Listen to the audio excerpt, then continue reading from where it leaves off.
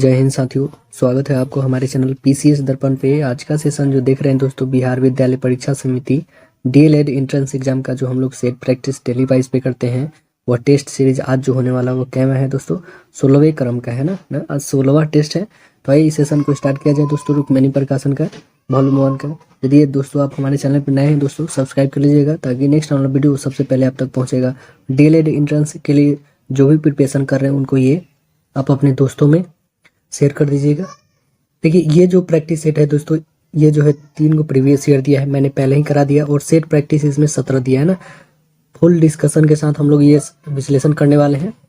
तो आज का जो टेस्ट सीरीज होने वाला बता रहे दोस्तों, वो कौन सा होगा हम लोग का।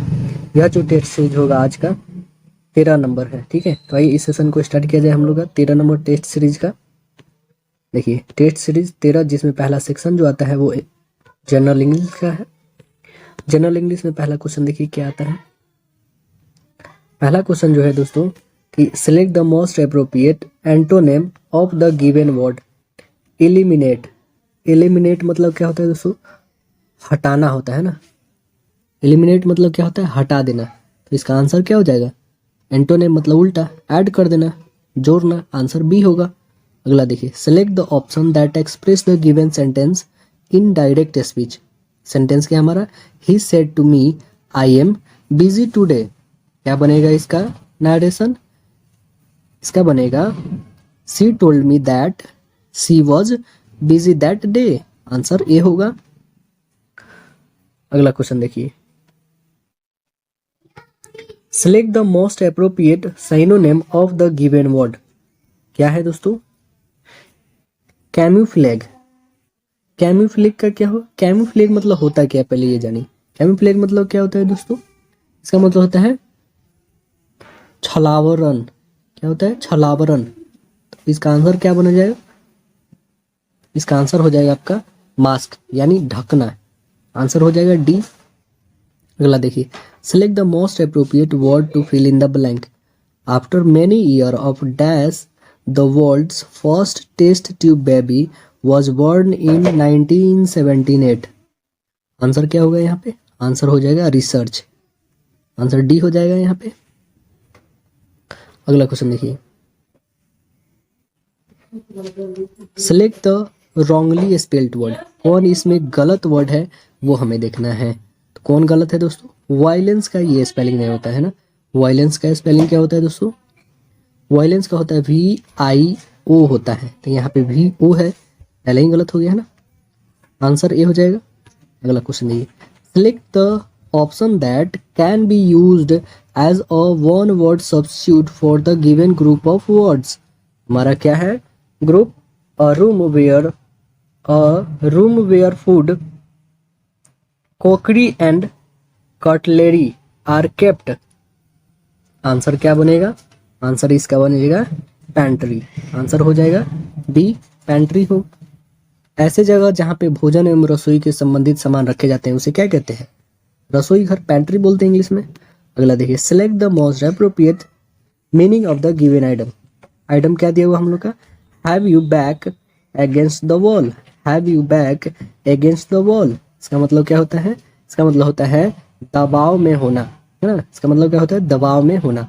आंसर क्या बन जाएगा इसका, आंसर बन जाएगा B, to be in disparate situation with very few option।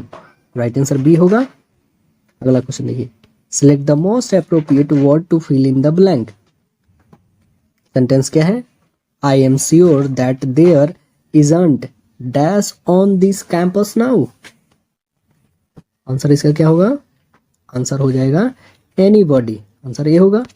Select the correct passive voice from of the given sentence. क्या है सेंटेंस देखिए, you can see several neem trees along the road to can not place. Answer इसका क्या बनेगा, answer बनेगा, पहले full option देखिए, इसका ऑप्शन राइट आंसर बनेगा C, several neem trees can be seen along the road to can not place. Answer C होगा। अगला देखिए, select the most appropriate word to fill in the blank. If you had come to the match yesterday with us. You dash watching it. Answer बनेगा इसका would have enjoyed watching it, है ना। Answer इसका क्या बन जाएगा दोस्तों? Answer बनेगा if you had come to the match every day with us, you would have enjoyed watching it. अगला क्वेश्चन देखते हैं हम। Select the most appropriate word to fill in the blank. There is no problem with your bike. It's in good dash. Answer हो जाएगा condition.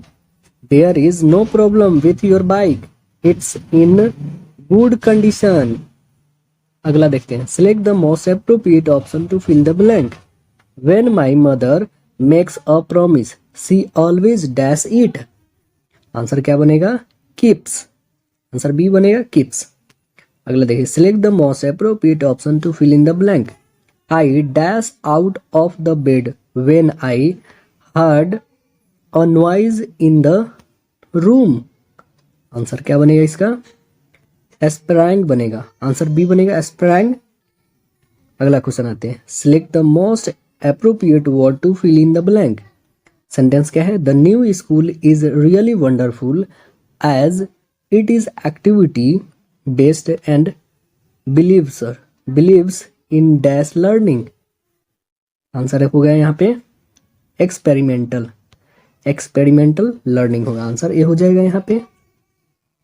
अगला देखिए। Select the most appropriate meaning of the given item. क्या है?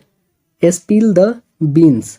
Spill the beans का मतलब होता है रहस्य दो घटना करना, नहीं रहस्यमय घटना करना, इसका मतलब होता है। आंसर क्या बनेगा? आंसर हो जाएगा to give away a secret. Answer A हो जाएगा। अगला देखिए। Select the most appropriate option to fill in the blank. Sentence क्या है? The parents of the lost boy have announced dash for information about their child. Answer होगा a reward. Answer D होगा। Select the most appropriate option to fill in the blank. Sentence क्या है? You must be on your guard dash pickpockets when you enter a crowd metro. Answer होगा against. Answer B होगा। अगला देखिए। Select the most appropriate word to fill in the blank. I will teach you dash you promise to work hard. Answer क्या बनेगा? Answer बनेगा if. You will teach. I will teach you if you promise to work hard. Answer D होगा।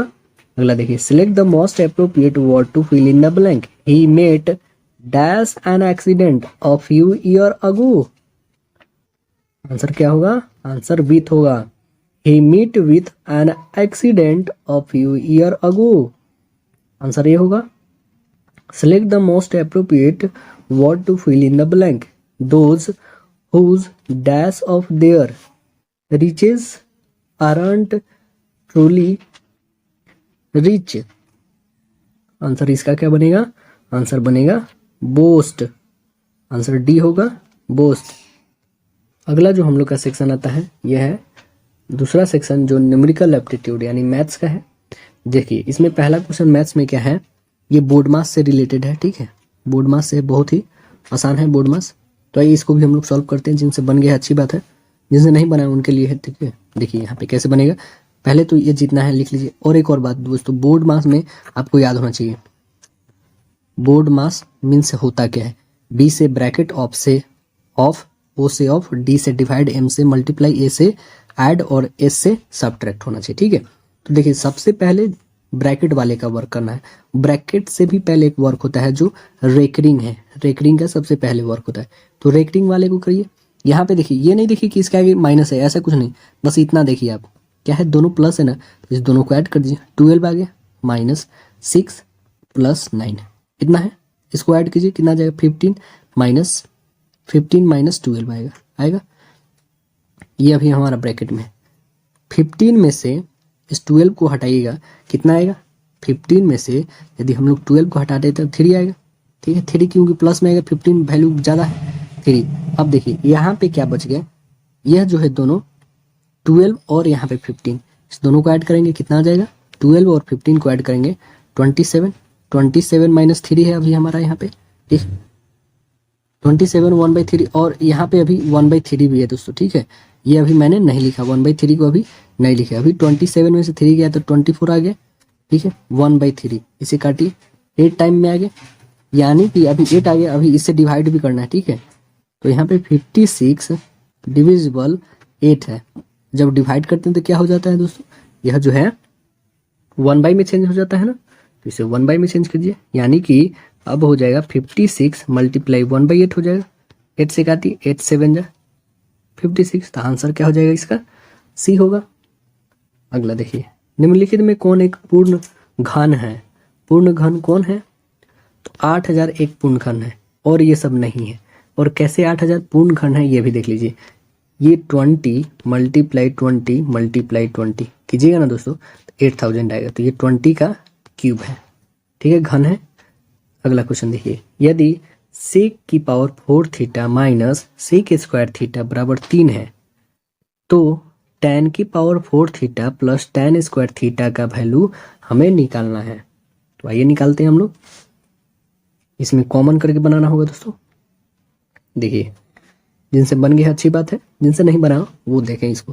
देखिए, पहले तो जो भी है ये सेम ऐसे लिख दीजिए, सेक की power 4 minus sec square theta is equal 3। ठीक है, यहाँ से हम लोग क्या कॉमन कर सकते हैं दोस्तों, जो सबसे छोटा है उसे कॉमन करते हैं ना, तो सेक स्क्वायर थीटा को क्या हम लोग कॉमन कर सकते हैं, बिल्कुल कर सकते हैं। अब यहाँ पे क्या बच जाएगी, sec square theta minus 1 is equal 3। ठीक है, सेक स्क्वायर थीटा माइनस 1 का वैल्यू होता क्या है, इसका वैल्यू आपको पता ही होगा दोस्तों, इसका होता है tan स्क्वायर थीटा, है ना। और ये सेक स्क्वायर थीटा के बदले हम लोग ये लिख सकते हैं 1 प्लस tan स्क्वायर थीटा लिख सकते हैं कि नहीं, बिल्कुल लिख सकते हैं, इज इक्वल 3 है। ठीक है, अब देखिए 1 प्लस tan स्क्वायर थीटा जो है हमारे पास इंटू tan स्क्वायर थीटा है। ठीक है, अब इसे हम लोग मल्टीप्लाई करते हैं, ये tan स्क्वायर थीटा यानी tan 4 थीटा हो जाएगा, और tan स्क्वायर थीटा 1 में करेंगे तो कितना हो जाएगा, प्लस tan स्क्वायर थीटा होगा, इज इक्वल कितना आ जाएगा, 3 होगा ना। तो आंसर मेरा क्या आएगा, 3 ही होगा, इसका भी आंसर ये होगा। अगला क्वेश्चन देखते हैं, 5 दोस्तों के बीच एक केक बांटा जाता है। 4 को केक का क्रमशः 1/8, 1/6, 5/12 और 1/12 हिस्सा मिलता है। केक का कितना हिस्सा 5वें दोस्त को मिलेगा, कितना हिस्सा मिलेगा दोस्तों, चारों में बांटा गया ना, तो जितना है इतना हम लोग पहले लिखेंगे। ठीक है, और इसका जो है एलसीएम ले लेंगे। एलसीएम कितना आ जाएगा, 12 12 6 8 का एलसीएम तो 24 आएगा ही, सबको ऐड कीजिए, 24 हमारा एलसीएम आ गया, सबको ऐड कीजिए, 3 + 4 + 10 + 2 आएगा, सभी को ऐड कीजिएगा, 19/24 आएगा, 19/4 आया।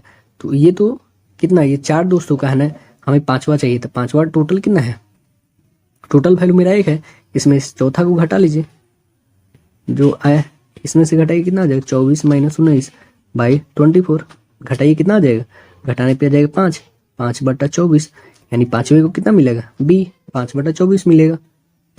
अगला देखिए, विपरीत दिशाओं से आ रही 152.5 मीटर और 157.5 मीटर दो गाड़ियां जो है 9.3 सेकंड में एक दूसरे को पार कर जाती है, तो दोनों गाड़ियों की संयोजित गति प्रति घंटा में हमें निकालना है। आइए कैसे निकलता है देखते हैं हम लोग। दोनों गाड़ियों का संयोजित गति जो होगा, दोनों को पहले ऐड कर देंगे, 152.5 + 157.5 ऐड करके जो मेरा टाइम है उसे डिवाइड कर दीजिए, यानी यहाँ पे जो मीटर और सेकेंड, तो क्या आ जाएगा हमारा, मीटर पर सेकेंड आ जाएगा, स्पीड आ जाएगा, ऐड कीजिएगा कितना आ जाएगा दोस्तों, 310/9.3 आ जाएगा। इसको हटाइए, 1 0 ऊपर आ गया, यानी आ गया ऊपर में 3100/93 आ जाएगा, होगा ना इतना। अब जो है हमें ये आंसर क्या चीज़ में है, मीटर पर सेकेंड में है, 3100/93, 3100/93, इसे हम लोग किलोमीटर प्रति घंटा में करना है। क्या करना होगा, 18/5 से गुणना कीजिए, आंसर जो आएगा आपका 120 किलोमीटर प्रति घंटा आ जाएगा। ठीक है, इसका कैलकुलेशन कीजिएगा। तो अगला क्वेश्चन देखिए, निम्नलिखित में से जुड़वा अभाज्य संख्या का युग्म कौन है? कौन है इसमें? आंसर हो जाएगा एक, ए होगा 71 और 73। अगला क्वेश्चन है, यदि समीकरण 2x² - 7x + 12 = 0 तो दो मूल जो रूट्स हैं अल्फा और बीटा है, तो alpha by beta plus beta by alpha का मान निकालना है। पहले हम लोग निकालेंगे अल्फा प्लस बीटा का वैल्यू, यानी योग निकालेंगे इसका, माइनस बी बाई ए होता है 7/2 आएगा, और इसके गुणनफल अल्फा इंटू बीटा यानी सी बाई ए होता है। सी कितना है 12 और ए कितना है 2, काटेंगे तो आ जाएगा 6। तो हमें क्या निकल गया? गुणनफल और योग भी निकल गया। ये योग है और ये गुणनफल है, दो चीज निकला। तो हमें निकालना क्या है? Alpha by beta plus beta by alpha निकालना है। तो इसे हम लोग क्या alpha square beta square by alpha into beta कर सकते हैं। ये एलसीएम लेंगे तो इतना आएगा। क्या alpha square plus beta square को ऐसे लिख सकते हैं हम लोग, अल्फा प्लस बीटा का होल स्क्वायर माइनस 2ab, क्योंकि फिर इसको जो 2ab निकलेगा प्लस और माइनस तो कटेगा तो 0 ही आएगा, और यहाँ पे अल्फा इंटू बीटा। ठीक, अल्फा प्लस बीटा का वैल्यू हमने निकाला है, कितना निकला था? जो योग था हमारा वो था 7/2, रखिए 7/2 का whole square minus 2 alpha into beta जो निकला है 6 निकला है, बाई अल्फा इंटू बीटा 6 है। कैलकुलेशन कीजिए 7/2 यानी 49/4 आ गया, माइनस 6 2 12 बाई 6 रहेगा। अगला देखिए तो कितना आ जाएगा? 49/4 माइनस 12/6। तो इसे घटाइएगा तो कितना आ जाएगा? पहले तो ऊपर में एलसीएम ले लीजिए या फिर सीधे इसको ऊपर कर सकते हैं घटा के। 49 माइनस 48 होगा बाई 4 इंटू 6 हो जाएगा, क्योंकि ये नीचे आ गया। फिर इसको मल्टीप्लाई कितना आ जाएगा? 1/24 आ जाएगा। आंसर क्या आ जाएगा हमारा? बी हो जाएगा 1/24। अगला देखिए, दो समपूरक कोण दिए जाए, 2√3 के अनुपात में है, तो कोण कितने डिग्री का है यह हमें बताएं। समपूरक कोण मतलब होता है 180 डिग्री, दोनों का योग 180 यानी कि 5x हो जाएगा। एक का वैल्यू कितना निकल जाएगा? एक का वैल्यू आपका निकलेगा 36 डिग्री, x का निकला 36, तो 2 का कितना हो जाएगा? 72, 72, और 3 का कितना हो जाएगा? 108। ये आंसर है, ऑप्शन सी राइट आंसर होगा। अगला देखिए, एक पेन को 144 रुपए में बेचने पर अनुराग को क्रय मूल्य पर 1/7 की हानि होती है। यदि पेन 189 में बेचा जाता है तो लाभ प्रतिशत हमें निकालना है, कितना हो। तो पेन को बेचा कितना पे गया है? 144 में, 144 में, तो इसे क्रय मूल्य पर 1/7 रुपये की हानि होती है, यानी कि उसका हम लोग सीपी सपोज कर लें 6 रुपया, 7 रुपया, क्योंकि हानि होती है 7 रुपया, और एसपी कितना हो? 6 रुपया, घटा लेते हैं, है ना। तो हमें लॉस 1 रुपये के हुए, तो 6 बराबर जो हमारा ये एसपी है इतना ही के बराबर है ना, लिखिए 6 बराबर 144 होगा, तो 1 बराबर कितना हो जाएगा? 144/6 होगा। इसे डिविजिबल कीजिए 2 टाइम्स में 4 टाइम्स में, यानी 1 का वैल्यू कितना आ गया? 24। तो हमें कितना का वैल्यू निकाला था? 7 का, 7 × 24 कीजिए, आंसर कितना जाएगा? 168 आएगा। 168 क्या निकला हमारा? क्रय मूल्य निकला। विक्रय मूल्य कितना निकल जाएगा? फिर विक्रय मूल्य जो हमारा 6 से कर देंगे 24 में, कितना आ जाएगा? 189 आ जाएगा। 189 जो है हमारा क्या आ जाएगा? विक्रय मूल्य, और क्रय मूल्य कितना आ जाएगा? 168 आएगा। ठीक है, 168 जो आया मेरा क्रय मूल्य और विक्रय मूल्य 189, तो अब यहाँ से लाभ निकाल सकते हैं। लाभ बराबर क्या हो जाएगा? विक्रय मूल्य माइनस क्रय मूल्य। विक्रय मूल्य मेरा कितना है? 189 माइनस 168 होगा, इसमें से घटा लीजिए, आ जाएगा 21। तो 21 रुपया जो हमारा लाभ हुआ। अब परसेंटेज लाभ निकालना है, तो 21 × 100 बाई जो हमारा सीपी कितना आया है, यानी क्रय मूल्य, क्रय मूल्य कितना है मेरा? 168 है, रखिए 168। अब इसको काट के देखते हैं हम लोग कितने टाइम्स में कटेगा। इसको काटिए 8 टाइम्स में, इसको काटिए, 4 से काटिए 25/2 यानी 12.5 आएगा, आंसर हो जाएगा बी। अगला देखिए, निम्नलिखित में से कौन सा सही है, यह बताना हमें कौन सही है, कौन सा सही हो जाएगा इसमें। राइट आंसर आपका ए हो जाएगा। यहाँ पे देख सकते हैं बड़ा छोटा, तो इसमें बता सकते हैं कौन किससे कितना बड़ा है, आंसर ये होगा।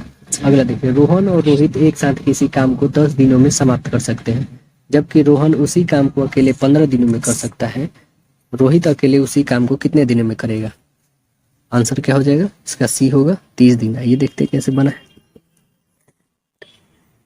पहले तो समय लेते हैं, इसका 10 दिन, किसका, रोहन का, और रोहित का कितना, 15 दिन। ये दोनों मिलके काम करता है, जो दोनों यहाँ करते हैं, रोहन प्लस रोहित, और ये अकेले रोहित है, ठीक है। दोनों का एफिशिएंसी कितना हो जाएगा, 30 हो जाएगा, इसका 3 और इसका 2। यहाँ पे जो क्षमता निकला है 3 और 2 निकला है, दोनों को क्षमता को ऐड करेंगे 5 हो जाएगा ना। रोहित के द्वारा जो अकेले काम किया गया है वो टोटल वर्क का ना किया गया, टोटल जो है 30 है, ठीक है। टोटल यहाँ पे लिखिए, 30 वर्क को करने में जो इफिशियंसी होगी उसकी घटेगी, 30/1 यानी कितने दिनों में करेगा, 30 दिनों में अकेले कर लेगा, आंसर सी होगा। इसका महत्तम समय पर तक निकालना है। महत्तम समय पर तक मतलब ऊपर वाले की महत्तम, नीचे वाले का एलसीएम निकालना होता है। तो एलसीएम देखिए, इस सीधे दिख रहा है, इसका एलसीएम 81 आएगा, कंफर्म 81 वाला ही कोई आंसर होगा इसमें। देखिए 81 वाला ए है और बी है, इसी दोनों में से कोई होगा, ये होंगे ही नहीं, ठीक है ना। ऊपर वाले के हम निकालते हैं महत्तम समय पर तक। महत्तम समय पर तक जो सबसे लोएस्ट इसका जो होता है हायर कॉमन फैक्टर जो होती है, इसमें हम लोग देखेंगे। तो देखिए 2 सब में 2 आएगी, एक कॉमन है, कॉमन ही निकालते रहे, आंसर तो बी ही होगा, कंफर्म है। देखिए अगला क्वेश्चन जो है कि 1,60,000 की एक धनराशि 2 वर्ष के लिए 10% वार्षिक दर पर चक्रवृद्धि ब्याज कितना होगा यदि ब्याज की गणना अर्धवार्षिक तौर पर होती है। तो इसका आंसर कितना हो जाएगा, आंसर इसका सी होगा। आइए हम लोग बनाते हैं, यह कैसे बनेगा। चक्रवृद्धि ब्याज कितना होगा, देखिए 1,60,000 जो है यह मूलधन दिया हुआ, ठीक है। अब ये बात जो कह रहा है हम लोग का अर्धवार्षिकी, अर्धवार्षिकी में जो टाइम होता है दोस्तों वो दोगुना हो जाता है, ठीक है ना। तो 2 वर्ष है तो 4 वर्ष हो जाएगा, ठीक है। और जो रेट होता है वो आधी हो जाती है, तो रेट हमारा है 10, तो यानी अब कितना हो जाएगा, यह जो हो जाएगा 5 वर्ष, 5% हो जाएगा। और ये जो 2 थी अब मेरी 4 हो गई है, 4 ईयर हो गया। अब इस पे हम लोग को निकालना है यह इंटरेस्ट को, ठीक है। तो आइए, आपको पता है दोस्तों ये जो चक्रवृद्धि ब्याज का फॉर्मूला जो होता है वो पता ही है, कि P × 1 + R/100 की पावर n माइनस P होता है। तो P हम कॉमन कर लेते हैं ना, तो हमारे पास क्या बचेगा, 1। इतना फॉर्मूला होता है ये हमारा चक्रवृद्धि ब्याज निकालने का। प्रिंसिपल आपके पास दे रखा है 1,60,000, लिखिए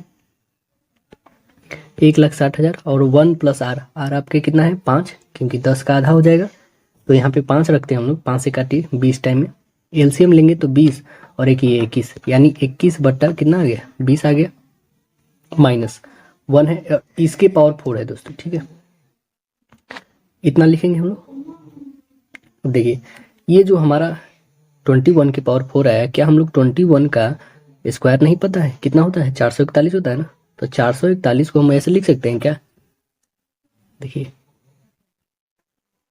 इसे हम लोग ऐसे लिख सकते हैं कि 1,60,000, ठीक है, गुणने 441 का होल स्क्वायर, 441 का होल स्क्वायर है इधर 20 का होल स्क्वायर -1, बिल्कुल लिख सकते हैं ना। अब ये जो है हमारा, यहाँ पे यदि हम लोग एलसीएम लेते हैं दोस्तों, एलसीएम, तो एलसीएम कितना हो जाएगा, इसके पावर कुछ नहीं मतलब 1, इसका एलसीएम हो जाएगा 20 की पावर 2 होगा ना। और ये जैसे है सेम यहाँ पे रह जाएगी 441 की पावर 1 माइनस यहाँ पे 20, यानी कि 20 की होल स्क्वायर आएगी इतना। अब इसे फिर से हम लोग ब्रैकेट अंडर रखेंगे, 1,60,000 रखेंगे, ठीक है।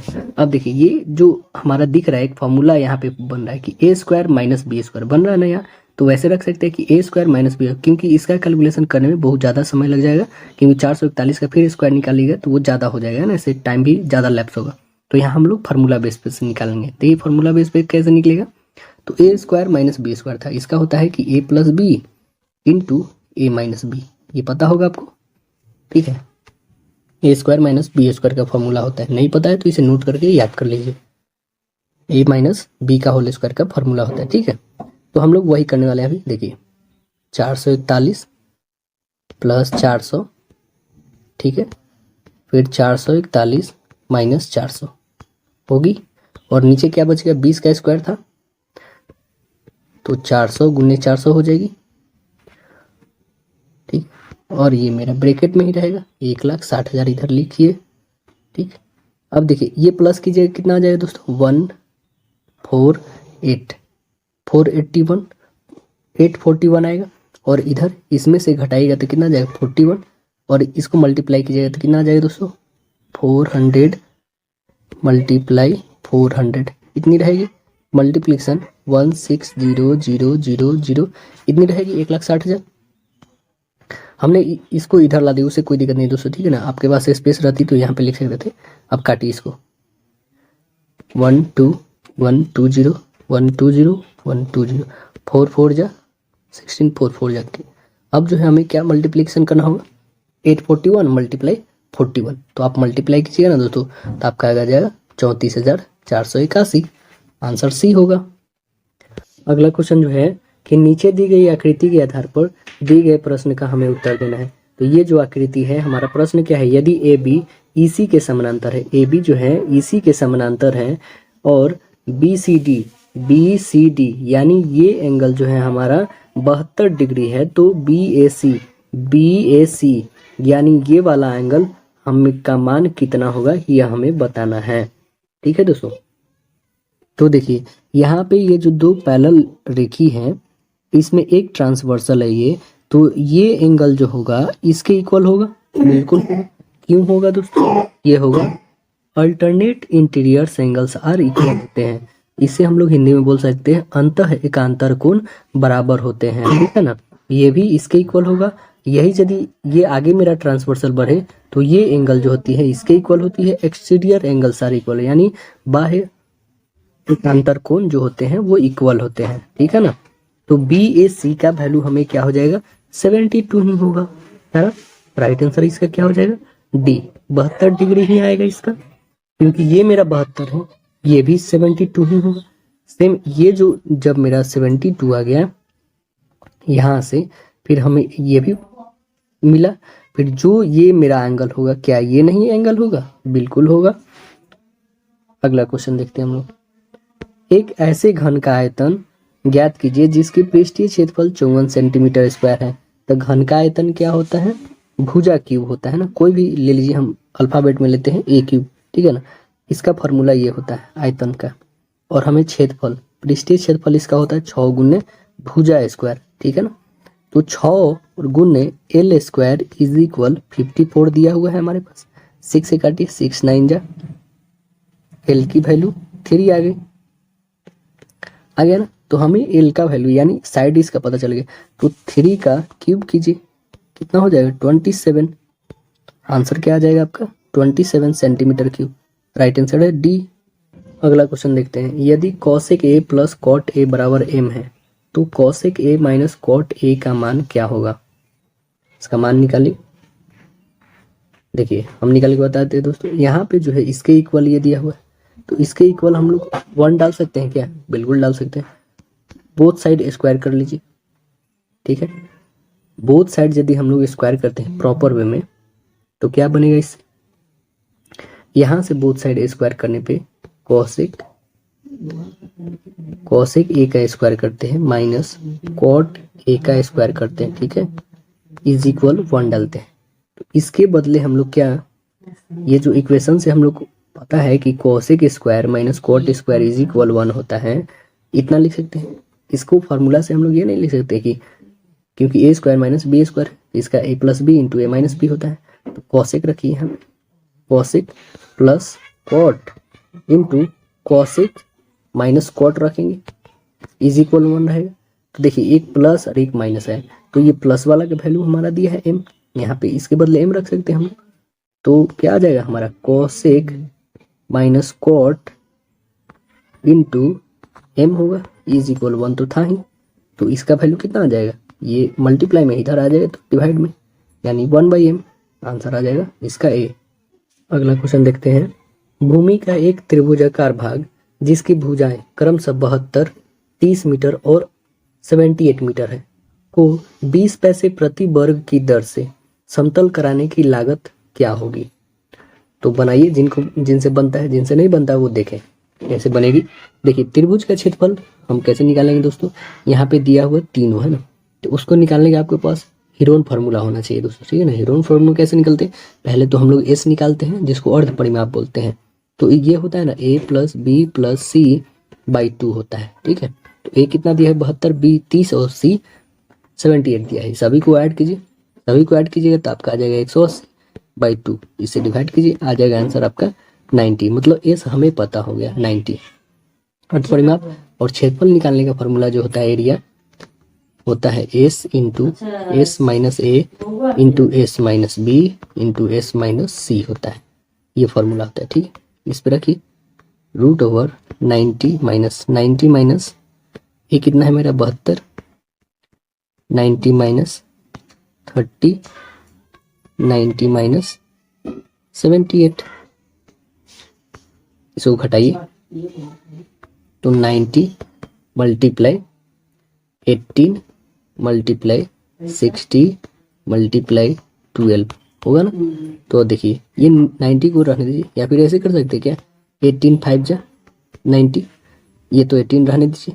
60 को हम लोग क्या लिख सकते हैं, 12 5 जा लिख सकते हैं, बिल्कुल लिख सकते। देखिए यहाँ से एक 12 और एक यहाँ से, क्योंकि पेयर निकालना होता है तो इससे पेयर क्या निकला, ये 18, यहाँ पे 18, एक 18 निकला, मल्टीप्लाई एक 12 यहाँ से भी एक 12 निकला, 1 5 1 5, एक और 5 निकले, यानी क्या क्या बचा मेरे पास 18 × 12 × 5। सभी को मल्टीप्लाई कर दीजिए, कितना आ जाएगा 18 5 जा 90, 90 12 जा 100, 1080।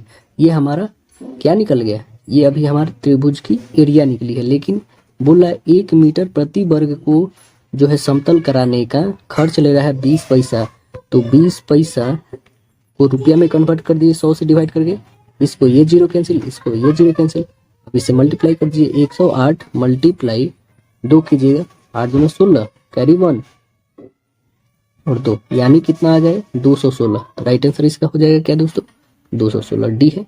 एक समानांतर चतुर्भुज PQRS जिसकी भुजा की लंबाई कितनी है 8 सेंटीमीटर है और 12 सेंटीमीटर में 10 सेंटीमीटर लंबाई एक विकर्ण है, दूसरे विकर्ण की लंबाई कितनी होगी।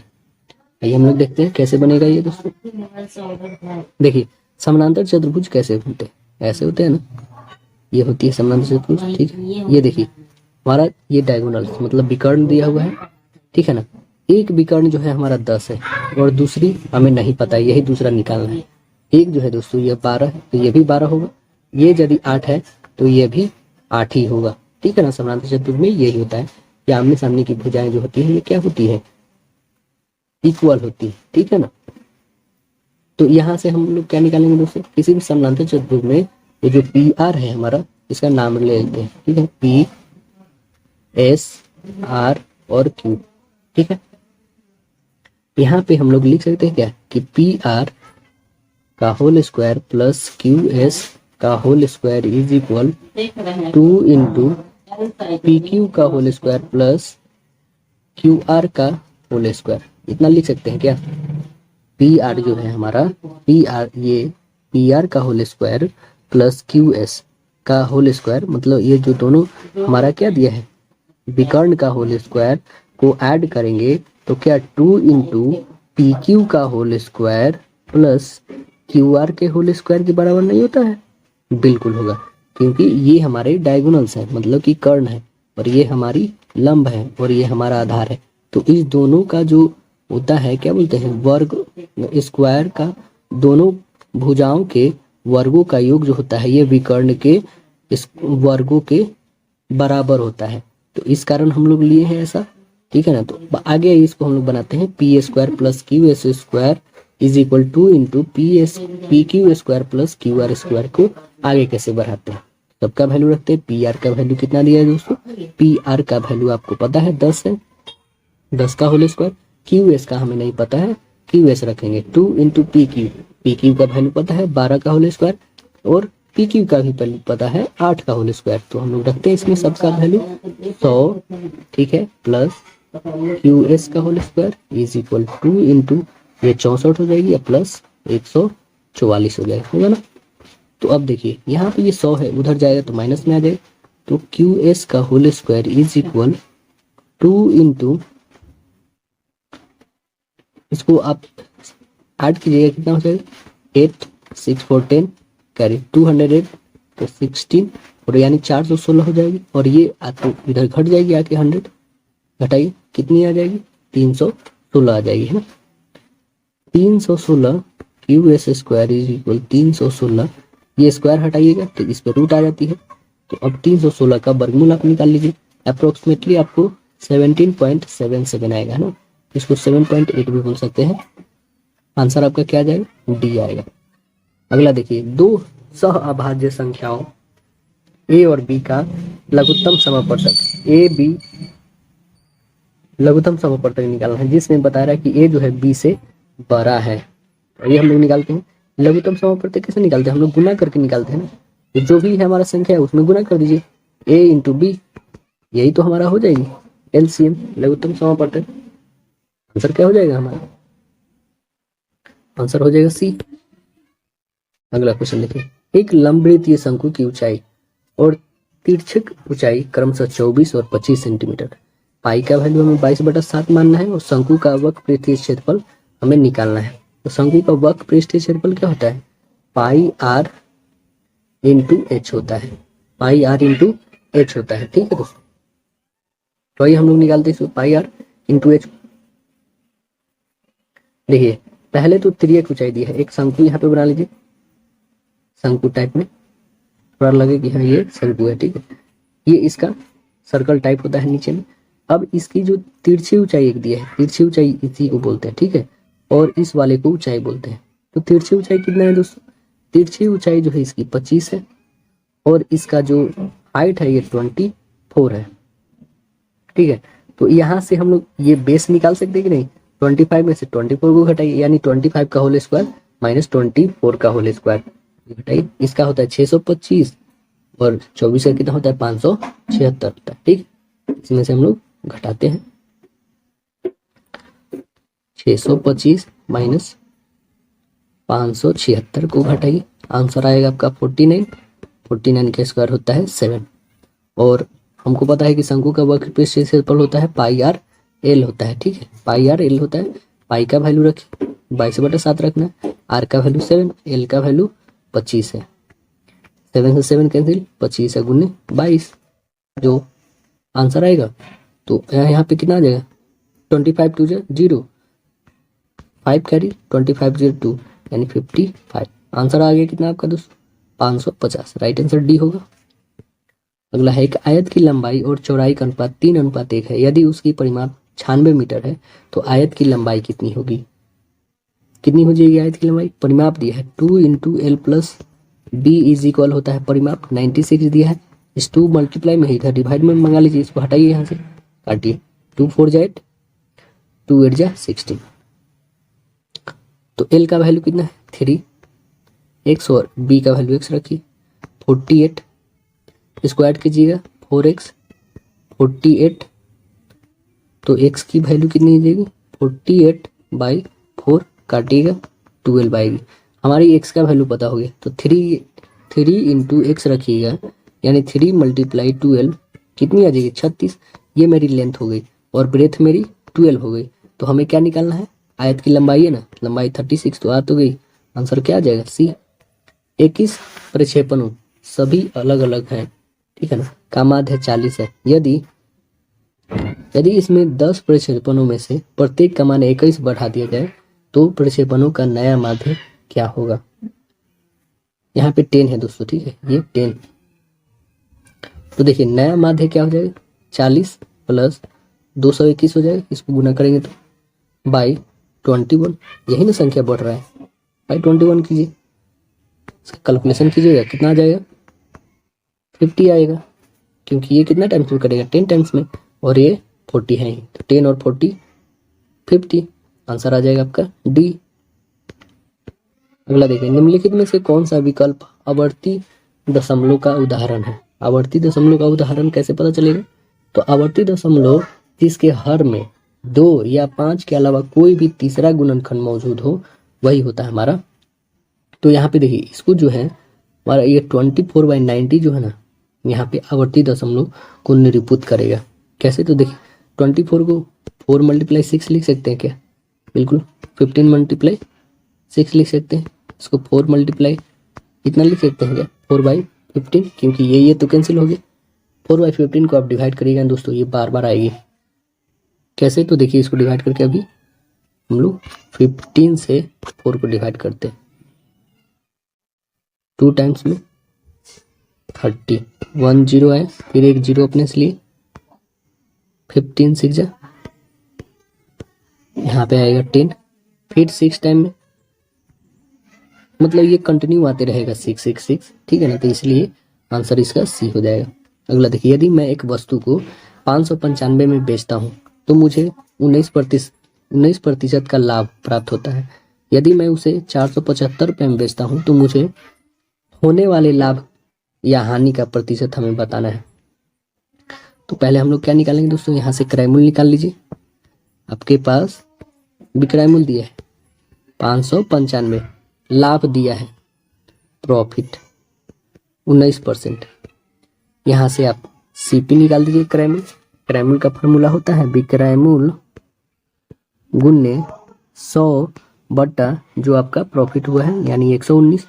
तो काटिए, ये 5 टाइम में कट जाएगा, यानी कितना आ गया? 500 रुपया। 500 रुपया आपका क्या आ गया? क्रय मूल्य आ गया। 500 में खरीदे थे, 595 में बेचे थे, तो 19 रुपया का 19% का लाभ हुआ था। अब बोल रहा है कि अभी आपने खरीदा है 500 रुपया में, अब बेच दे रहे हैं आप कितना में? 475 रुपया में। तो आपको तो लॉस हो गया, उसी लॉस को निकालना है। कितना रुपया लॉस हुआ? 25 रुपया गुने 100 बटा सीपी होता है, सीपी 500, 1 0 1 0 1 0 कैंसिल, 5 से 5 टाइम, यानी लॉस कितना हुआ? 5% का। आंसर कितना हो जाएगा? आंसर हो जाएगा बी। अगला क्वेश्चन आते हैं, यदि a - 1/a का वैल्यू 7 है तो a² + 1/a का a² का वैल्यू हमें निकालना है। तो देखिए, इसको कैसे निकालेंगे हम लोग दोस्तों? यहाँ पे जो हमारे पास दिया है, ये क्या हम लोग इसको बोथ साइड स्क्वायर कर सकते हैं कि नहीं? बिल्कुल कीजिए, इसका होल स्क्वायर और 7 का भी होल स्क्वायर। यहाँ से कीजिए, क्या निकला? a² - 1/a² प्लस और माइनस यहाँ पे 2a² × 1/a² आएगा। तो ये स्क्वायर a² कटा, तो हमारे पास इधर कितना आ गया है? 49। अब देखिए, ये यही ना वैल्यू निकालना था, ये माइनस में था, उधर प्लस हो जाएगा। 49 + 2, आंसर कितना आ जाएगा? 51। आंसर क्या हो जाएगा हमारा? ए हो जाएगा 51। अगला सेक्शन जो आता है, अगला सेक्शन जो होता है हम लोग का क्या है? अगला सेक्शन साइंस का आता है। देखिए, साइंस में क्या क्वेश्चन है हम लोग का? एक कार्बोहाइड्रोजन, एक जो है हाइड्रोकार्बन, जिसमें कार्बन के 2 परमाणु द्विबंध द्वारा जुड़े हो, क्या कहलाते हैं? क्या कहलाते हैं? एल्कीन कहलाते हैं। आंसर हो जाएगा बी। कार की बैटरी में प्रयोग होने वाला अम्ल कौन है? सल्फ्यूरिक अम्ल है, H2SO4।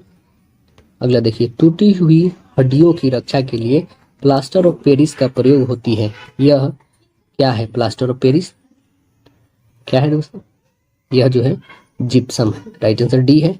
यदि कोई वस्तु किसी दूरी को v1 से तय करती है, मतलब इसकी दूरी इतना चाल से तय करती है, मतलब चाल दिया है v1, और उसके बाद उतनी ही दूरी को v2 के द्वारा चाल से जाती है, तो संपूर्ण यात्रा की उसकी औसत चाल हमें निकालना है। औसत चाल क्या होता है? 2 × जो पहली चाल है गुने दूसरी चाल बटा पहली चाल प्लस दूसरी चाल, ये होती है। तो ये कौन सा मैच कर रहा है दोस्तों? पहला ही मैच कर रहा है। आंसर हो जाएगी ए। अगला क्वेश्चन देखिए, स्वस्थ मानव नेत्र में फोकसन किया जाता है, किसके द्वारा किया जाता है? पक्षमाभी मांसपेशियों द्वारा लेंस की उत्तलता परिवर्तन से किया जाता है। आंसर सी होगा। ब्रोंजन किसका मिश्रण है? ब्रोंज जो है किसका मिश्रण है? Cu प्लस Sn का मिश्रण है। आंसर हो जाएगा बी। ऊपर में वर्ग में ऊपर से नीचे जाने पर कौन सा गुण सदैव बढ़ता है? कौन गुण सदैव बढ़ेगा? परमाणु की त्रिज्या हमेशा बढ़ेगी। डी हो जाएगा आंसर यहाँ पे। अगला है, इनमें से कौन सा जल में घुलनशील विटामिन है? कौन है दोस्तों? तो इसमें जल में घुलनशील, राइट आंसर सी हो जाएगा। विटामिन B1 जल में है, नहीं तो वसा में कौन है? ADKE है ना। अगला देखिए, बल युग्म का उदाहरण है कौन है? ये सभी है। ढक्कन खोलना, नल खोलना, गाड़ी की स्टीयरिंग घुमाना, ये सब बल का उदाहरण है। अगला देखिए, किसी भोजन बनाने वाले पात्र के लिए सबसे अधिक वांछनीय गुण कौन से हैं? कौन से गुण हैं? तो निम्न विशिष्ट ऊष्माधारिता और उच्च चालकता वाले। आंसर बी होगा। निम्न में कौन एल्युमिनियम का अयस्क कौन सा है? एल्युमिनियम का अयस्क कौन सा है? बॉक्साइड है, राइट आंसर डी। निम्नलिखित में से कक्षक का आकार किसके द्वारा दिखाया जाता है? किसके द्वारा दिखाया जाता है? मुख्य क्वांटम संख्या के द्वारा दिखाया जाता है। आंसर ये होगा। कार्ल लैंडस्टीनर को इनमें से किसके लिए जाना जाता है? उनको जाना जाता है दोस्तों रक्त समूह के वर्गीकरण का उन्होंने खोज किया था। तो आंसर हो जाएगा बी। आप लोग को बताना है दोस्तों कि DNA का खोज कौन किया है, कमेंट सेक्शन में जरूर बताइएगा। अगला देखिए, यदि पृथ्वी घूर्णन करना बंद कर दे तो स्मॉल g का मान भूमध्य रेखा पर क्या हो जाएगा? बढ़ जाएगा। Answer A. ऊष्मा चालकता से संबंधित निम्नलिखित कथनों में से कौन सा एक सही है? देखिए कौन सही है दोस्तों। आंसर हो जाएगा इसका बी, कि सबसे ज्यादा स्टील में ऊष्मा, उसके बाद जल में, तब लकड़ी में। अक्रिय गैसों का परमाणुीयता क्या होगी? इसकी परमाणुीयता क्या होगी? 1 होगी। आंसर ए होगा। अनिश्चितता के सिद्धांत का प्रतिपादन किसने किया? किसने किया दोस्तों? हाइजेनबर्ग ने किया। आंसर बी है। कौन सा कोशिकांग जो है प्रकाश संश्लेषण के दौरान प्रकाश ऊर्जा का उपयोग करता है? कौन करता है? आंसर हो जाएगा यहाँ पे डी, हरित लवक करता है। आंसर डी होगा। निम्नलिखित में से कौन सा न्यूरॉन का हिस्सा नहीं है? न्यूरॉन का हिस्सा कौन नहीं है? शंकु नहीं है। आंसर डी होगा। निद्रालुता रोग इनमें से किसके कारण होता है? किसके कारण होता है? सीसी मक्खी के काटने से होता है। नींद बहुत ज्यादा आती है। आंसर बी हो जाएगी, ये भी एक रोग है। अगला देखिए, अगला सेक्शन आता है सोशल स्टडी। भारत की शैक्षिक नीति में नित्यानंदन सिद्धांत के प्रतिपादक कौन थे? कौन थे? मैकाले थे। आंसर ये होगा। गांधी जी का चंपारण सत्याग्रह किनकी समस्याओं के समाधान से संबंधित था? आंसर ए होगा। बिहार के नील उत्पादक किसान से संबंधित था। अगला क्वेश्चन आता है, भारत के संविधान की किस अनुसूची में विभिन्न राज्यों में अनुसूचित क्षेत्रों के प्रशासन और नियंत्रण के लिए विशेष उपबंध है? किसमें है? 5वीं में है। आंसर बी होगा। सैंडलर कमीशन किससे जुड़ा है? किससे जुड़ा है? शिक्षा से जुड़ा है। आंसर डी होगा। सूची 1 और 2 को हमें सुमेलित करना है। सूची 1 जो है क्या है? अधिनियम या घटना, और किस वर्ष घटा था ये हमें देखना है। तो आपको पता होगा दोस्तों, रॉलेट एक्ट जो है 1919 में घटा था। चौरी चौरा घटना 1922 में घटा था, है ना। ऐसा आंसर कौन सा है? 1 का 4 ये है और एक ये है, 2 को दे रहा है, लेकिन अब सी का जी है 1 होना चाहिए। सी का 1 तो सिर्फ इसी के पास है। आंसर क्या हो जाएगा? ए, राइट आंसर हो जाएगा। नमक मार्च जो है, नमक मार्च कब हुआ था? यह हुआ था 1930 में, और द्वितीय गोलमेज सम्मेलन 1931 में। आंसर ये होगा। अगला देखिए, प्रायद्वीपीय भारत की नदियां में कौन सी मिट्टी मिलती है? कौन सी मिट्टी मिलती है? जलोढ़ मिट्टी मिलती है। आंसर डी है। भारत में सफेद बाघ के लिए प्रजनन केंद्र किस राज्य में स्थापित किया गया है? ओडिशा राज्य में किया गया है। आंसर सी। भारत में विद्युत की सबसे अधिक खपत किसमें होती है? उद्योगों में सबसे ज्यादा खपत होता है। आंसर सी होगा। अगला देखिए, भारतीय संविधान के प्रस्तावना में वर्णित न्याय के आदर्श को किस देश के संविधान से अपनाया गया है? सोवियत संघ से लिया गया है। आंसर डी होगा, सोवियत संघ, जो भी वर्तमान में क्या है दोस्तों, रसिया को बोलते हैं। अगला देखिए, ऋग्वेद के कौन सा मंडल पूरी तरह देवता सोम को समर्पित है? कौन सा मंडल है? 9वां मंडल है। आंसर होगा सी। प्रथम मंडल में क्या है दोस्तों, इसमें है 15 वर्ग में विभाजित एवं प्रत्येक को एक ऋषि ने लिखा है। द्वितीय मंडल में क्या है? द्वितीय मंडल में है गुप्त समय। तृतीय मंडल में क्या है? विश्वामित्र यानी गायत्री मंत्र, इसी में है तीसरा में। चतुर्थ में है वामदेव। पांचवें मंडल में है आत्रेय और षष्ठ मंडल में है भारद्वाज। सप्त मंडल में है वशिष्ठ है। आठवें मंडल में कन्नव और अंगिरा और 9वें मंडल में है अनेक ऋषियों या फिर कहिए तो सोमदेव को समर्पित है। 10वें मंडल क्या है? अनेक ऋषियों, जैसे बोलिएगा पुरुष सूक्त में जो है चतुर्थ वर्ण का उल्लेख दिया गया है ना। अगला देखिए, आजीवक संप्रदाय के प्रतिपादक कौन थे? कौन थे दोस्तों? मखली पुत्र गोसाल थे। आंसर ए होगा। बिहार में किस आंदोलन के समय मुठिया प्रथा शुरू की गई थी? कौन से आंदोलन में शुरू किया गया था? असहयोग आंदोलन में। आंसर हो जाएगा सी। असहयोग आंदोलन कब हुआ था दोस्तों? 1920 से 22 तक चली थी, है ना। अगला क्वेश्चन देखिए, ऑपरेशन फ्लड से क्या तात्पर्य है? इससे क्या मतलब है दोस्तों? ऑपरेशन फ्लड बाढ़ से नहीं है, इसका मतलब है दूध उत्पादन यानी डेयरी विकास के लिए है। आंसर बी होगा। अगला देखिए, बिहार राज्य में गंगा के किनारे स्थित जिलों की संख्या टोटल कितनी है? कितना है दोस्तों? 12 है। ठीक है, और 12 कौन कौन है एक बार सुन लीजिए। बक्सर, भोजपुर, सारण, वैशाली, पटना, समस्तीपुर, बेगूसराय, लखीसराय, मुंगेर, भागलपुर, खगड़िया तथा कटिहार, है ना। इस पर इसे जो है एक बार और सुन लीजिएगा। अगला देखिए, सूची 1 और 2 को मिलाना है। सूची 1 और 2 को देखिए, उपाधियों का निषेध कौन से आर्टिकल में आता है दोस्तों? कौन से आर्टिकल में आएगा? आंसर इसका डी होगा। देखिए, उपाधियों का अंत, यह आर्टिकल 18 में आएगा। उपाधियों का अंत। धार्मिक मामलों के प्रबंध की स्वतंत्रता आर्टिकल 26 में है। अल्पसंख्यकों की भाषा का संरक्षण आर्टिकल 19 में है। शिक्षा का अधिकार आर्टिकल 21 के क में है। आंसर डी हो जाएगा। अगला क्वेश्चन देखते हैं, सूची 1 और 2 को इसमें भी मिलाना है। देखिए, जियाउद्दीन बर्नी के द्वारा लिखा कौन सा पुस्तक है?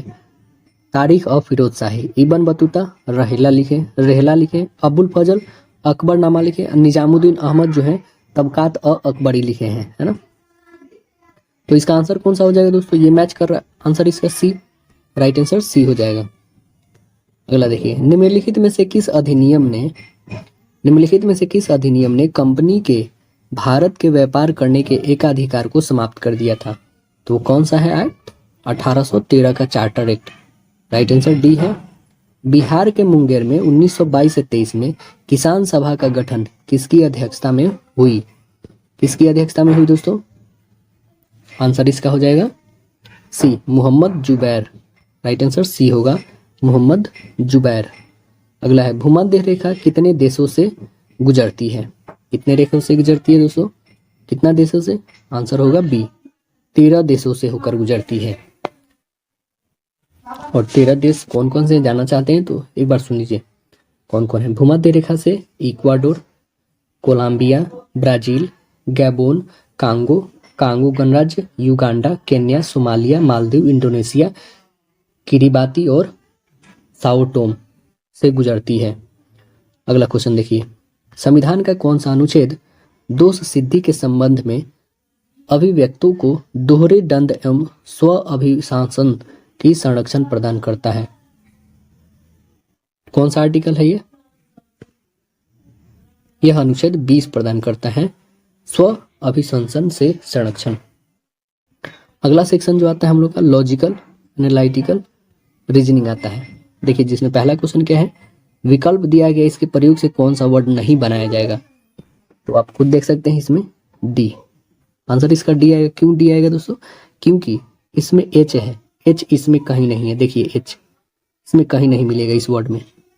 देखिए अगला क्वेश्चन है कि मोहन ए बिंदु से दक्षिण दिशा में 1 किलोमीटर जाता है। तो ए बिंदु यहाँ पे बनाइए, यहाँ से दक्षिण में 1 किलोमीटर जाता है, वहां से बाएं मुड़कर 1 किलोमीटर, यहाँ से बाएं इधर 1 किलोमीटर गया यहाँ तक, पुनः बाएं मुड़कर 1 किलोमीटर, फिर बाएं यहाँ से मुड़कर यहाँ तक आ गया।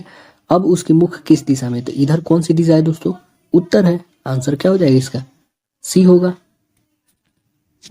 अगला क्वेश्चन देखिए, आर जो है पूरब में 14 किलोमीटर की यात्रा दक्षिण की 14 किलोमीटर पूरब में 14 किलोमीटर की यात्रा कर दक्षिण की ओर मुड़ता है। देखिए पूरब की ओर यानी पहले पूरब की ओर 14 मीटर जाता है, 14 किलोमीटर, ठीक है। अब उसके बाद दक्षिण की ओर मुड़ जाता है और 8 किलोमीटर चलता है। यहाँ से कितना चला वो, 8 किलोमीटर चला, ठीक है। अब वो 4 किलोमीटर वापस लौट जाता है, यहाँ पे आ गया आधा पर बस। और 4 किलोमीटर जो है 14 किलोमीटर पश्चिम दिशा की ओर जाता है। पश्चिम मतलब ये यहाँ तक आया। 4 किलोमीटर उत्तर जाता है, उत्तर मतलब ऊपर यहाँ तक। और अब आर के मूल स्थान से कितनी दूरी है, यहीं से तो स्टार्ट किया था, यहीं पे फिर आ गया, कितनी दूरी है, 0 होगा। आंसर ये होगा 0 किलोमीटर। अगला देखिए, दिए गए आकृति में त्रिभुजों की संख्या हमें ज्ञात करना है। तो आप इसे काउंट कर सकते हैं। यहाँ पे त्रिभुज एक बनाइए, 1 हो गया, 2 1 3 हो गया, यहाँ से 2 और ये 3 हो गया। फिर यहाँ बनाइए 3 1 4 1 5 और एक ये 6 हो गया। फिर बनाइए 7 1 8 और एक ये पूरा 9 हो गया। आंसर आपका क्या आ जाएगा, 9, ये हो गया। अगला देखिए, दिए गए संख्या श्रेणी में रिक्त स्थान में कौन सी संख्या आएगी। 67 से 57 यानी 10 घटा, फिर यहाँ से 5 घटा, फिर यहाँ से 10 घटा, तो फिर 5 ही घटेगा ना। यहाँ कितना आ जाएगा, मतलब 37 में से फिर 10 घटेगा 27, फिर 5 घटेगा 22। आंसर क्या हो जाएगा, डी। अगला क्वेश्चन देखिए, यदि जेड का वैल्यू 26 है, यानी अल्फाबेटिकल जो वैल्यू है वो उतना दिया है, एन का वैल्यू 14 होता है, ई का वैल्यू 5 होता है और टी का वैल्यू 20 होता है। सभी को इंक्लूड करेंगे तो कितना आ जाएगा हमारा, 39, सभी को ऐड करने पे। तो वैसा ही एन यू टी को जोड़िए, एन 14 पे आता है, यू 21 पे आता है, टी 20 पे आता है, सभी को ऐड कीजिए, कितना हो जाएगा 5 4 और 1 5, यानी आंसर कितना आ जाएगा 55। आंसर क्या हो जाएगा इसका, सी हो जाएगा। आंसर कितना हो जाएगा दोस्तों, सी। अगला देखिए, कैंडल को क्या लिखते हैं, ठीक है ना, तो फ्लेम्स को क्या लिखेंगे हम लोग। देखिए सी से 2 इंक्रीज किया है ना, 5 बढ़ा, फिर ए से 2 घटा, फिर यहाँ एन से 2 बढ़ा, फिर डी से, मतलब सब में क्या हो रहा है, पहले 2 बढ़ रहा है, फिर घट रहा है, फिर 2 बढ़ रहा है, 2 घट रहा है, ऐसे हो रहा है। तो एफ है 6 पे आता है, तो पहले 2 बढ़ेगा यानी 8 आएगा, 8 यानी एच, यही दोनों में से कोई आंसर आने वाला, ठीक है ना। फिर एल से अब घटेगा ना, 12 पे है यानी 10, 10 पे कौन, जे आता है, आंसर यहाँ पे तो सी आएगा। आंसर आपका, आंसर क्या हो जाएगा, सी हो जाएगा। अब देखिए अगला क्वेश्चन क्या है कि वाट की जगह पे, मतलब यहाँ पे जो खाली स्थान है उस पर क्या आएगा। देखिए 2 से यदि हम लोग 18 को डिवाइड करते हैं 9 टाइम्स में होगा, 9 को मल्टीप्लाई यदि करते हैं हम लोग 162 में तो इतना आएगा। सेम यहाँ पे भी कीजिए, कोई डिजिट रखिए, समझिए 16 में रखते हैं, 16 को यहाँ पे रखते हैं तो 4 टाइम्स में ये होगा।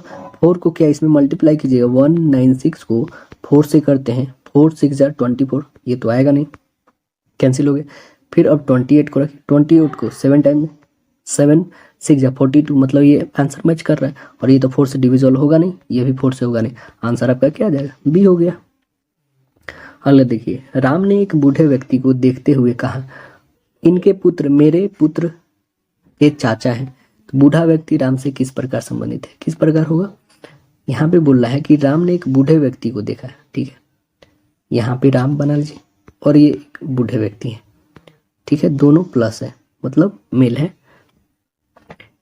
इनके पुत्र, जो इनके पुत्र होंगे, यहाँ पे सपोज करिए कोई भी पुत्र हैं, मेरे पुत्र के चाचा है, मेरे पुत्र मतलब इसके जो पुत्र होंगे, इसके पुत्र जो भी पुत्र हुए इसके ये चाचा है, यानी कि ये और ये दोनों भाई हुए ना, तो ये क्या होंगे, ये पिताजी होंगे इनके। आंसर क्या हो जाएगा यहाँ पे, आंसर हो जाएगा ए, पिता।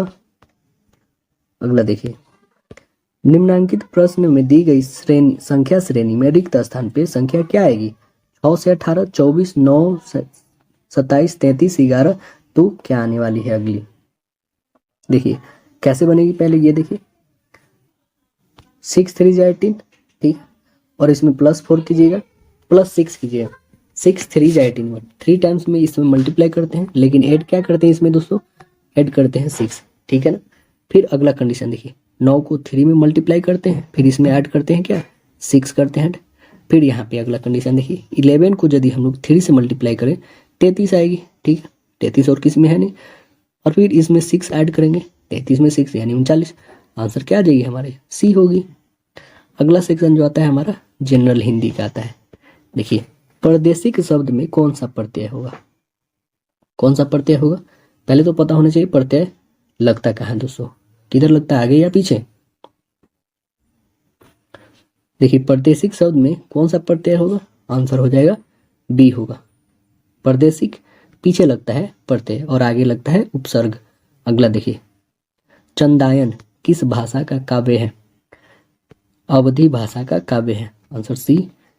पानी परात को हाथ छुओ नहीं, नैनन के जल सो पग धोए, इसमें कौन सा अलंकार है, अतिशयोक्त अलंकार है, आंसर ए होगा अतिशयोक्त अलंकार। शोभा कारक पदार्थ को अलंकार कहते हैं, शब्द और अर्थ की शोभा बढ़ाने वाले धर्म को अलंकार कहते हैं। अलंकार के 2 वर्ग होते हैं, कौन कौन, एक अर्थालंकार, एक शब्दालंकार। अर्थालंकार के 100 से भी अधिक उसमें भेद हैं, ठीक है, जिसमें अतिशयोक्ति अलंकार भी आता है। जब किसी कथन को बढ़ा चढ़ा कर वर्णन किया जाए या प्रशंसा किया जाए तो अतिशयोक्ति अलंकार होता है। अगला क्वेश्चन देखिए, साथियों हार्दिक स्वागत, इस वाक्य में कौन सा कारक है, संबोधन किया जा रहा है, आंसर ये होगा। इसमें से अभ्युदय, ये शब्द जो है अभ्युदय शब्द का सही संधि विच्छेद क्या होगा, क्या होगा दोस्तों, अभि जोर उदय, आंसर बी होगा। गांव वाले ने मिलकर एक काम पूरा किया, इस वाक्य में मिलकर किस प्रकार का क्रिया विशेषण है, रीतिवाचक क्रिया विशेषण है, आंसर सी होगा। जिस समास में पूर्व पद अव्यय हो तो वह किस प्रकार का समास कहलाता है, अव्ययी भाव समास कहलाता है, आंसर होगा सी, अव्ययी भाव समास। अव्यय के लिए इसमें से कौन कथन सही है, कौन सा कथन सही है, ये अविकारी होते हैं, आंसर हो जाएगा ए। इसमें से नयन शब्द में प्रयुक्त कृत प्रत्यय कौन सा है, कौन सा प्रत्यय है, अन है, आंसर हो जाएगा डी अन। इसमें से त्रि प्रत्यय से बना शब्द कौन सा है, कौन सा बना शब्द है, प्रतिभक्ति, आंसर बी होगा। अभिषेक का संधि विच्छेद क्या होगा, अभी जोड़ सेक होगा, आंसर बी। इसमें से किस वाक्य में अकर्मक क्रिया है, किसमें अकर्मक क्रिया है दोस्तों, श्याम हंसता है, यह अकर्मक क्रिया में है, आंसर हो जाएगा डी। अगला देखिए, इसमें से साकेत के रचयिता कौन है, साकेत के रचयिता कौन है, मैथिली शरण गुप्त जी हैं, आंसर बी है, मैथिली शरण गुप्त। अगला क्वेश्चन देखिए, अनामिका के रचनाकार कौन है, अनामिका के लेखक कौन है, सूर्यकांत त्रिपाठी निराला। अनामिका के रचनाकार कौन है, सूर्यकांत त्रिपाठी निराला, आंसर ये है। सुप्त का विलोम शब्द क्या है, सुप्त का विलोम शब्द जागृत है, आंसर बी है। क्या इस निरीह की रक्षा करने वाले कोई वीर बचा है, इस वाक्य, यह किस प्रकार का वाक्य है, किस प्रकार का वाक्य है, यह वाक्य जो है प्रश्नवाचक है। क्या यह निरीह की रक्षा करने वाला कोई वीर बचा है, यहाँ पे प्रश्न मार्क क्वेश्चन है, आंसर सी होगा।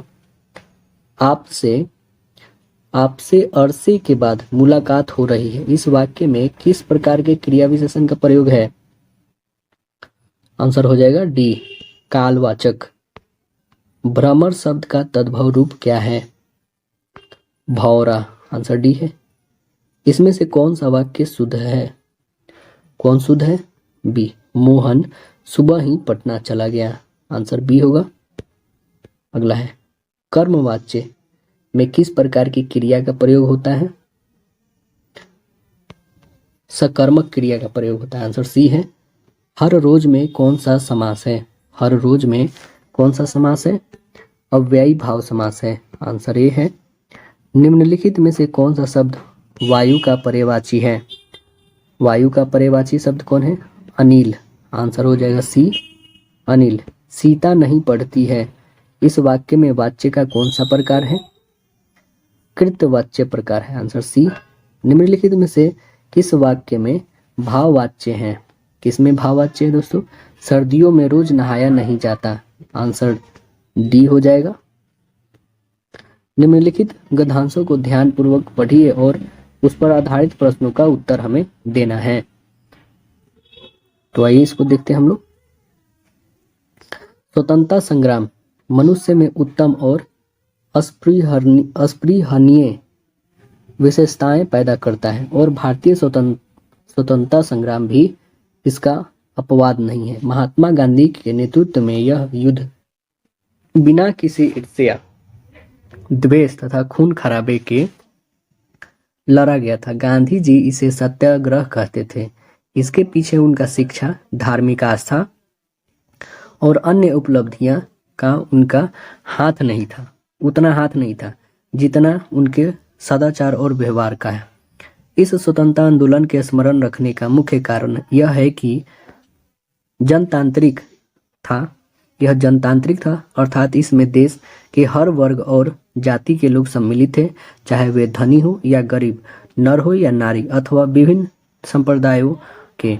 साथ ही यह एक धर्मनिरपेक्ष और स्वतंत्रता कर्मियों का संघर्षशील राष्ट्रीय आंदोलन थी। स्वतंत्र भारत की नागरिक के रूप में हम आज जनतांत्रिकता और धर्मनिरपेक्षता का लाभ उठा रहे हैं।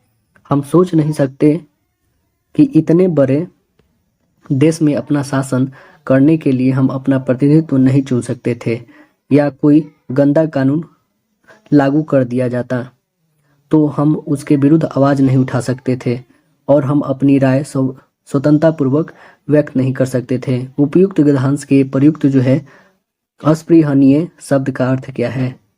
इसका अर्थ क्या है दोस्तों? प्राप्त करने योग्य। आंसर हो जाएगा ए। ऐसे ये भी सेट कंप्लीट हुआ। फिर हम लोग अगले सेट में मिलते हैं।